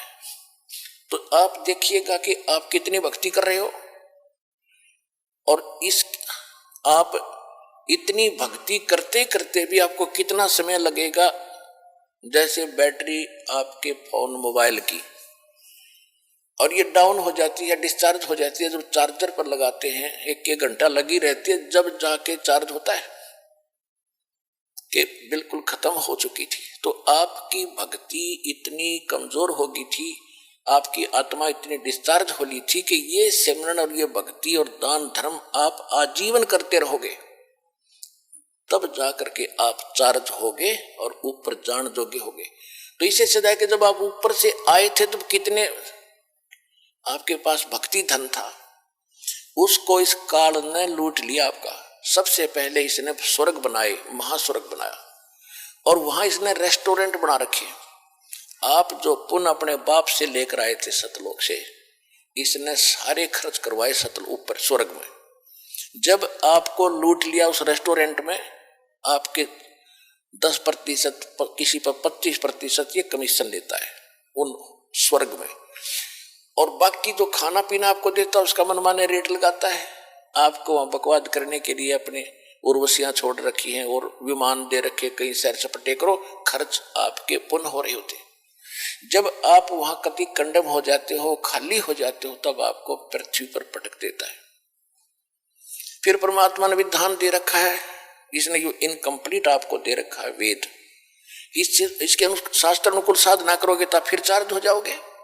शास्त्र विधि को त्याग कर दो, मनमाना आचरण करते हैं। श्रीमद् भगवत गीता अध्याय नंबर 16 के श्लोक नंबर 23 और 24 में स्पष्ट है कि शास्त्र विधि को त्याग कर जो मनमानी पूजा करते हैं, मनमाना आचरण करते हैं, मनमाने नाम जाप करते हैं, उनको न तो सुख होता है, न उनकी गति होती है, न कोई सिद्धि प्राप्त होती है, यूजलेस। फिर स्पष्ट ये भी किया कि अर्जुन, इससे तेरे लिए कर्तव्य और अकर्तव्य की अवस्था में कौन सी साधना करनी चाहिए, कौन सी ना करनी चाहिए, उसके लिए प्रमाण दिया है कि वो परमात्मा के मुख कमल से जो उच्चारण होता है ज्ञान, जो परमात्मा खुद आकर अपने मुख कमल से बोलता है वाणी, वो उसके अंदर इन यज्ञों यानी धार्मिक अनुष्ठानों की जानकारी विस्तार के साथ की गई है। उसको तत्व ज्ञान कहते हैं। चौथे अध्याय के 34वें श्लोक में कहा कि उस ज्ञान को तो तत्वदर्शी संत बतावेंगे। उनको दंडोत प्रणाम करने से, कपट छोड़कर उनसे विनम्रता पूर्वक प्रसन्न करने से वो तत्वदर्शी संत तुझे उस परमात्मा यानी तत्व ज्ञान का उपदेश करेंगे। इससे सिद्ध है कि गीता ज्ञान जो दे रहा है उसको पता नहीं है उस तत्व ज्ञान का। इसी प्रकार यजुर्वेद अध्याय नंबर 40 के मंत्र 10 के अंदर कहा कि कोई तो परमात्मा को संभवात कहता है, यानी जन्म लेता है राम और कृष्ण के रूप में। कोई असंभवात कहता है कि वो कभी जन्मता ही नहीं, वो निराकार है। इसकी सही जानकारी वो तत्वदर्शी संत बताते हैं। उनसे सुनो। तो इन ऋषियों की बुद्धि पर पत्थर गिर गया कि जब इन वेदों से हटकर भी कोई और बताने वाला है और कोई ज्ञान भी और है, वो इनको पता नहीं चला। इन्होंने ओम नाम को अंतिम मान के अपने निष्कर्ष निकालकर इस पर दृढ़ हो गए। ये जब ओम नाम का जाप करते हैं ब्रह्मलोक चले जाते हैं, वहां पूंजी समाप्त करके लुट पिट के ये फिर वापस पटक दिए जाते हैं। इसके दौरान जो पाप होते हैं वो पाप भी भोगने पड़ते हैं। यहाँ सभी कर्म आपको भोगने पड़ते हैं, पुण्य भी और पाप भी। केवल एक सत्य साधना जो दास आपको बताता है इस पृथ्वी पर और है नहीं, और ये गॉड गिवन है, परमात्मा कबीर जी की दी हुई है। इससे आपके पहले के पाप भी नाश होंगे, वर्तमान के भी नाश होंगे, और फिर आप सतलोक चले जाओगे, आपका पूर्ण मोक्ष होगा। तो ये क्या करता रहा अभी तक? इसने सबसे पहले आपको ऊपर रखा, वह आपकी सारी पुण्य जो वहां से लाए थे वो सारे लूट लिए, फिर आपको पटका पृथ्वी पर। फिर भी आपके कुछ पुण्य शेष थे तो सतयुग बनाना पड़ा भगवान ने आपके लिए कि जैसे कर्म आप लेकर उतरे उसकी व्यवस्था यहां अवश्य करेगा। अब एक बार देख लेना, आप सारे सतभक्ति पर लगोगे तो विश्व लग जाएगा। ऐसा वातावरण चेंज होगा इस पृथ्वी का, जगह जगह फलदार वृक्ष होंगे, भटकते फिरते हैं पेट के लिए, आप घर बैठे आपको वो सुख देगा, याद रखोगे, तभी भक्ति करेंगे, संतोष होगा। अब हम भक्ति उसी समय कर सकते हैं जब हमारे ये अन्य जो परंपराएं बेमतलब की, किसी गरीब व्यक्ति के 2 कन्या होगी, 3 होगी, उसका तो मरण हो जाता, भक्ति 100 कोस नहीं, कैसे ब्याहूंगा, दहेज के राक्षस तैयार बैठे हैं, पता नहीं कैसे बेटी पराई होगी, और फिर कोठी बंगले बनाने लगे, फिर कर्जा हो गया, उसके ऊपर टेंशन। तो ये सब समस्याएं समाधान होंगी, और परमात्मा जब आप भक्ति करोगे तो सतलोक से आपके हिस्से की इस पृथ्वी पर इस काल को देगा। ये तो भिखारी, इसके पास है नहीं कुछ भी। पुण्यात्माओं, आपने भगवान सुना था, जाना नहीं था। दास ने उस भगवान को जाना है। अब जैसे जब परमेश्वर कबीर जी एक कपड़ा बुनकर निर्वाह करते हुए लीला कर रहे थे, एक झोपड़ी में रहते थे, सुबह का आटा शाम का है तो सुबह का शायद ही होता, और उस समय वो प्रचार भी करते थे, जनता को समझाया करते थे अपने बच्चों को। वो तो एक लीला करने आए थे, आते ही हैं, ऐसे वो नियम है उनका, प्रत्येक युग में एक बार वो ऐसा करते हैं। तो उस समय एक निर्धन व्यक्ति हैंड टू माउथ कमावे और खावे, कपड़ा बुने। एक हफ्ते में कितना कपड़ा बुन देगा आदमी? 50 फुट भी ना बने, 20 फुट भी ना बने, और उसके बिकने के बाद वो मेन दाना मिलना था, बस उससे गुजारा कर रहा। और उसकी और ज्ञान सुनाते थे भगवान यही, क्योंकि तुझे उद्देश्य ये लेकर आते। तो उस समय उनका इतना विरोध कर दिया था हिंदू और मुसलमान के धर्म गुरुओं ने, ना वो ज्ञान से हारे परमात्मा कबीर जी, उनके पास कख था ही नहीं, परमात्मा के ज्ञान के सामने वो टिक नहीं पाए। ऐसा सॉलिड प्रचार था परमात्मा का, ऐसा ज्ञान था। और ना मारने से मरे, तब उन्होंने एक ऐसी युक्ति लगाई, घटिया षड्यंत्र था कि कबीर एक निर्धन व्यक्ति है, इसके नाम से झूठी चिट्ठियां डाल दो। किन के पास? उन महामंडलेश्वरों के पास, जिनके सैकड़ों शिष्य उनके आश्रमों में रहते, उस समय सबको चिट्ठी डाल दी कि कबीर नाम का एक सेठ, कबीर पुत्र नीरू, काशी शहर, और 3 दिन का भंडारा करेगा, भोज देगा 3 दिन का। और उसमें क्या क्या देगा, एक दोहर देगा, एक सोने की मोहर देगा।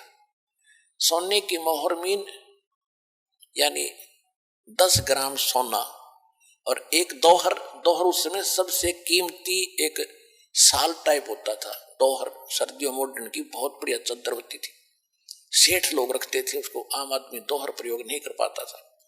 तो एक दोहर देगा दक्षिणा में, एक मोहर देगा। कोई शुद्ध सूखा सीधा चाहेगा, सूखा सीधा भी मिलेगा। सूखा सीधा बोलना चावल, खांड, आटा, नमक, ये इस तरह की दाल। एक आदमी का तो मांगे मुझे सूखा भी दे, सूखा भी ले जाए।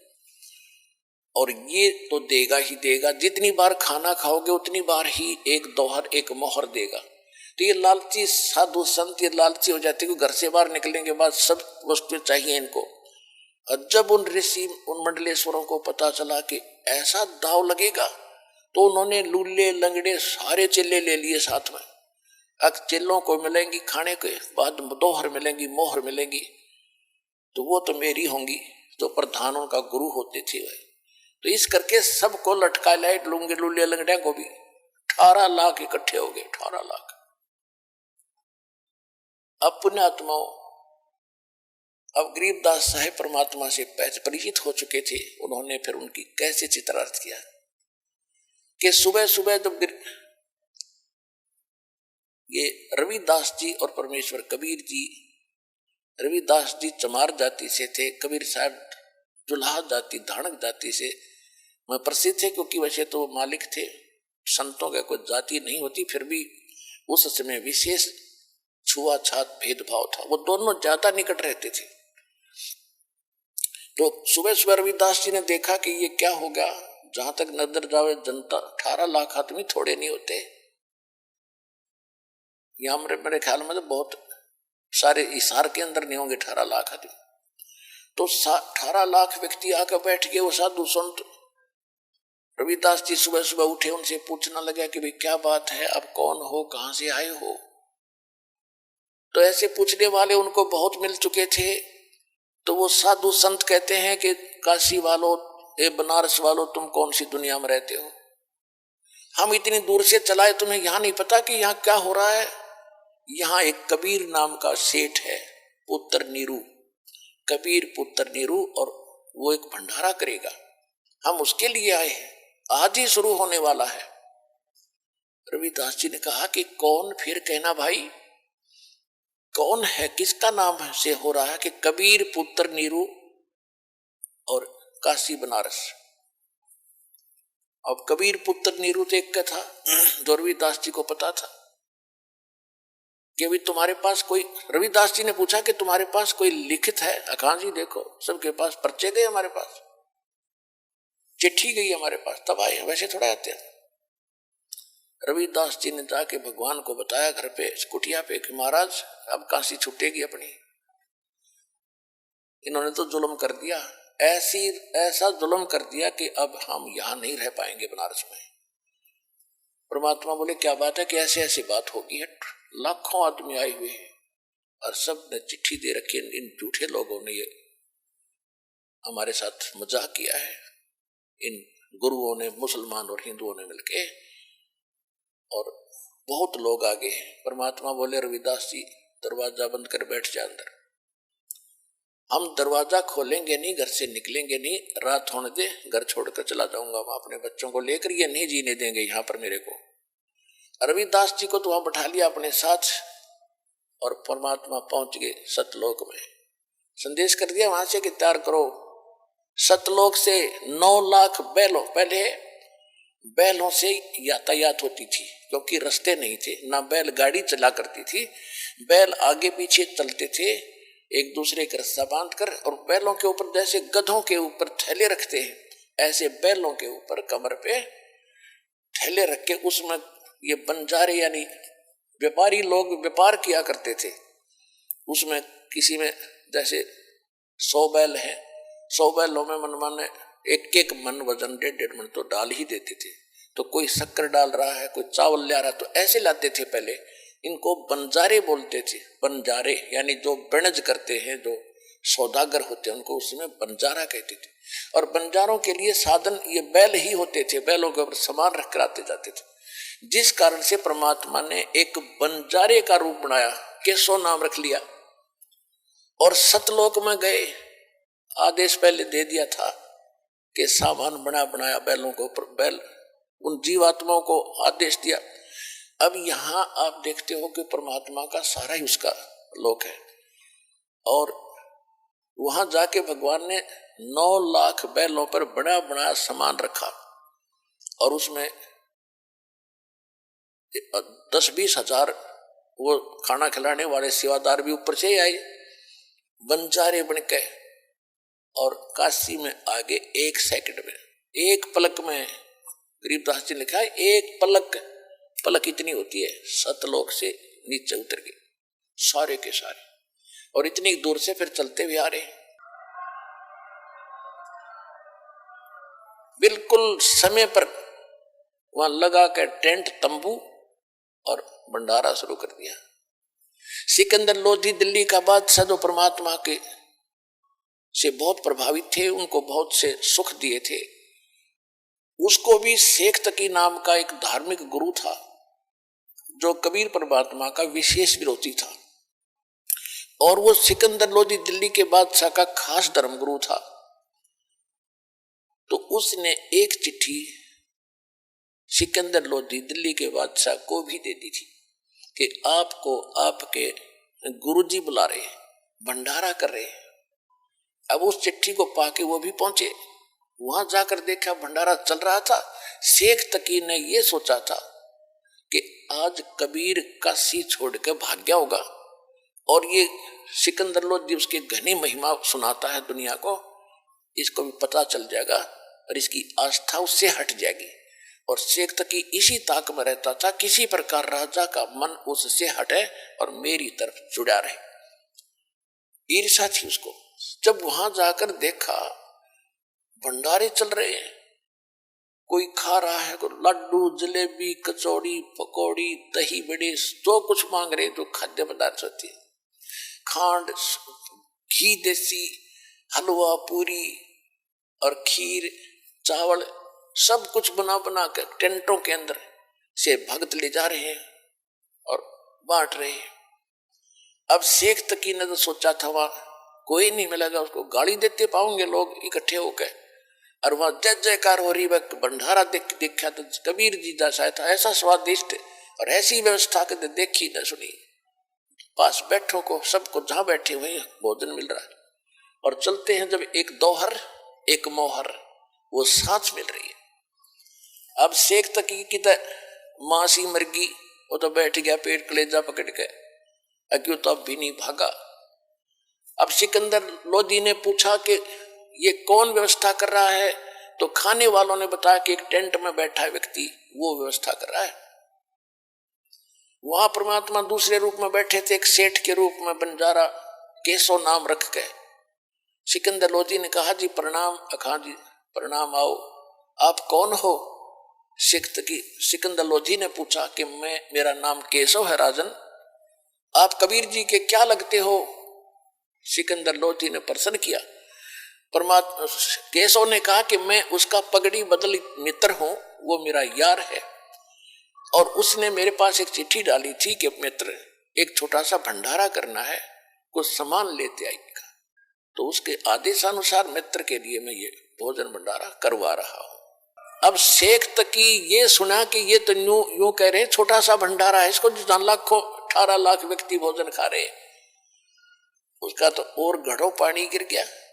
तो फिर सिकंदर लोधी ने पूछा कि भगवान कहाँ है, कबीर साहब कहाँ है?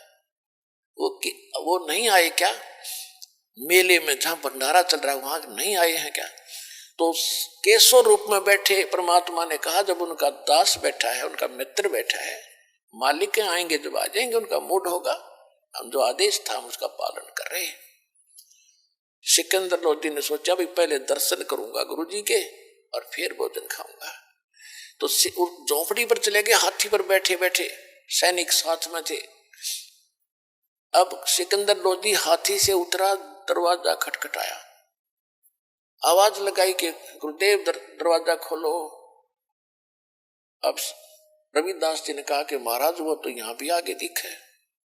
परमात्मा बोले भाई कोई बात ना, बेइज्जती कर लेंगे, दरवाजा नहीं खोलेंगे जब तक पार बसाओगे।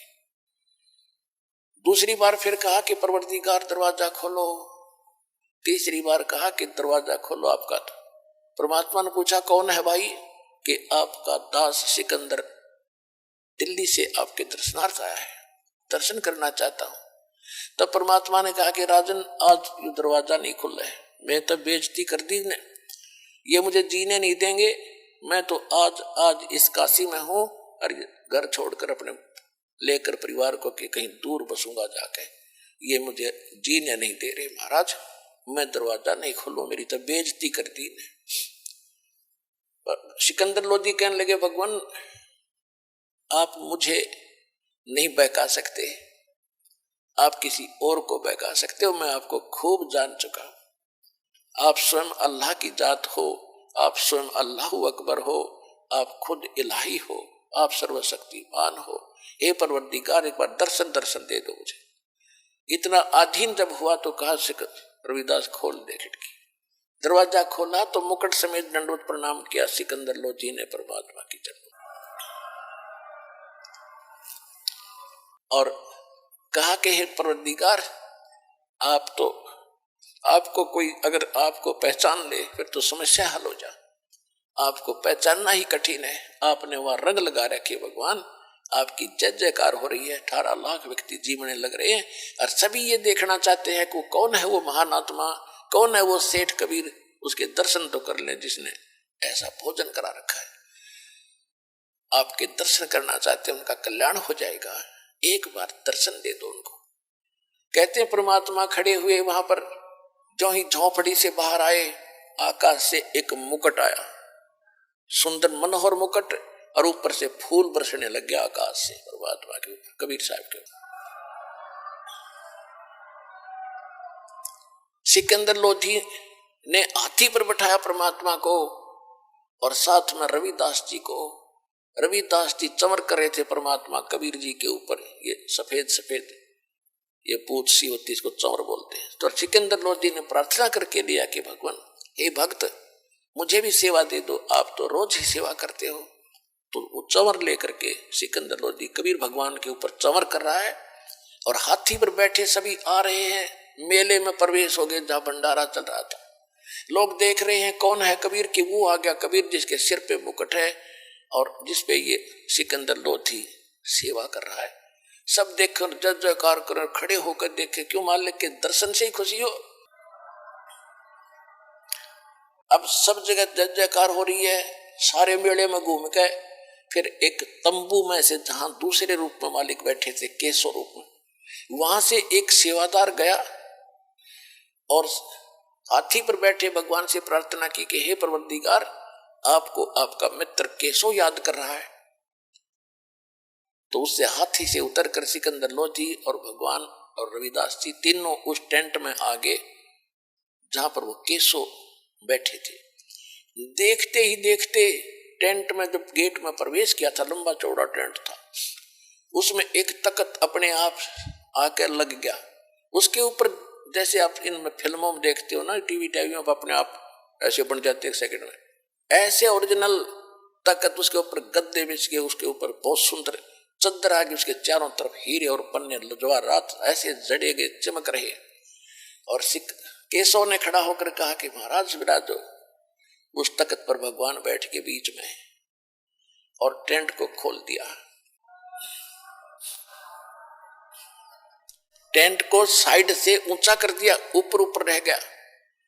और फिर 4 पहर तक 8 पहर तक 24 घंटे तक केशव प्रसन्न कर रहा है और कबीर जी उत्तर दे रहे हैं।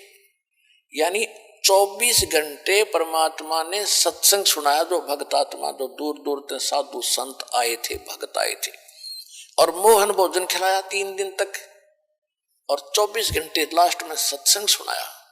तो उन मालिक के सत्संग को सुनकर लाखों की संख्या में परमात्मा के शिष्य बने।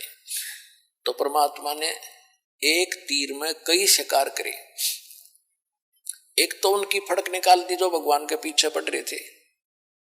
उधर से वो तो जैसे पुण्यात्मा हो, आप हो, आपके और भाई बहन हैं, कोई जगन्नाथ पर जाते हैं, कोई अमरनाथ पर जाते हैं, कोई राधा स्वामी पर जाते हैं, कोई धन सतगुरु का जाते हैं, कोई निरंकारी का है, या कोई वैसे मंदिर माताओं की पूजा करे। ये सब भक्ति के लिए, भगवान के लिए तो भटक रहे हैं। और उस समय जो घर त्याग के आश्रमों में रह रहे थे वो भी तो उसके प्यारी आत्मा थी भगवान की, वो भगवान के लिए तो भटक रहे थे। 3 दिन अपने बच्चों को वो भोजन खिलाया और उनके 10-10, 20-20, 50-50 वर्ष के वो सोना चांदी दो न जाते बेची होंगी कि ये खा पी लेंगे भूखे मराण इस गंदे लोक में। इन पार तो जब होना है, जब कलियुग का यो समय आना, तब तक भी उनको राहत देंगे, दोबारा पहला नाम देंगे, उनको चार्ज करके चलेंगे। तो भगवान आपके लिए कैसे भटक रहे हैं। तो अब जब वो 18 लाख व्यक्तियों को प्रसंग जो दास आपको आज क्लियर करना चाहता है, यदि तुम सभी उसके लिए तड़फोगे, भक्ति करोगे। जब 18 लाख आदमी, काशी में तो मेरे ख्याल में आधा भारत 18 लाख को नहीं खिला सकता था उस समय, एक दिन में एट ए टाइम। और जब सतलोक से उनके लिए भेज दिया तो यह 7 अरब हैं, 8 अरब हैं हिंदुस्तान, पूरे संसार की आबादी, उनको खिलाते उसने के देर लगेगी अगर आप भक्ति करोगे तो। ये वो भगवान है।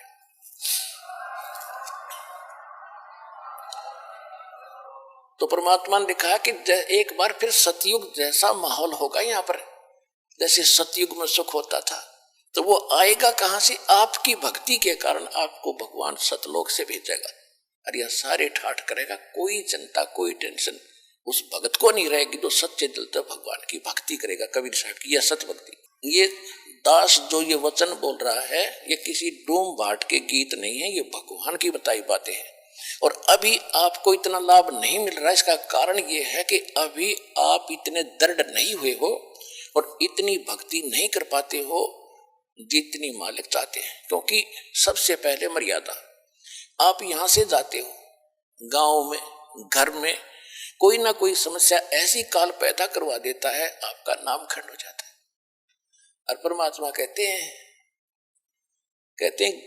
गरीब दास मैं क्या करूं, यो कहते हैं अनंत कोट बाजी तहा मन रचे सकल ब्रह्मंड, गरीब दास मैं क्या करूं यो काल करे जीव खंड। परमात्मा गरीबदास महाराज जी को, उस प्यारी आत्मा को बता रहे हैं कि गरीबदास जी को बता रहे हैं कि मैं इतना समर्थ हूं, मैंने सारे ब्रह्मांड रच रखे। अनंत कोट बाजी तहा मन रचे सकल ब्रह्मांड, और गरीब दास मैं के करूं यो काल करे जीव खंड, कि ये काल मेरे से इनको तोड़ लेता है, इनका नाम खंडित करा देता है। यदि ये नाम पर डटे रहे तो इन्हें सारे सुख दो, इन्हें मोक्ष दो।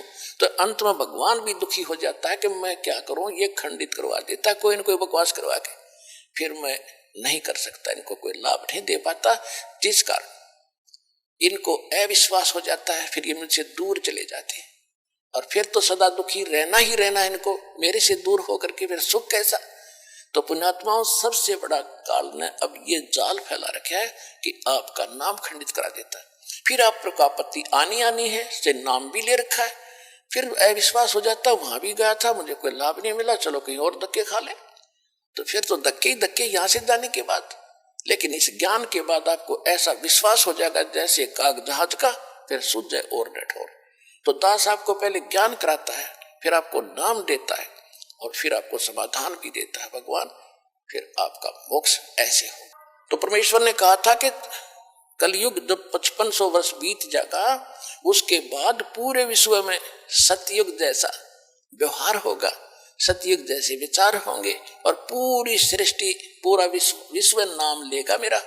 और मेरे बच्चों को फिर लाखों करोड़ों अरबों की संख्या में, खरबों की संख्या में अब परमात्मा पार करेगा। अब दृढ़ता से लगे रहना दास के विचारों पर विश्वास करके, ये भगवान के विचार है। तो पुण्यात्माओं, ये ज्ञान देने के लिए परमात्मा स्वयं आते हैं, वो एक अच्छी आत्माओं को मिलते हैं और वही ज्ञान वो 600 वर्ष पहले बता कर गए थे और आज हमारे सदग्रंथों में ज्यों का त्यों विद्वान पाया। और जो जिनको हम विद्वान मानते थे वो सारे डल व्यक्ति थे, डफर थे, उनको कह कह का पता नहीं था, जो हमें इतने दिन लेट कर दिया। अब किसी की बातों में नहीं आना, प्रत्यक्ष देखो ज्ञान को, प्रमाण देख करके और फिर और अपना कल्याण कराओ, अपने बच्चों का कल्याण।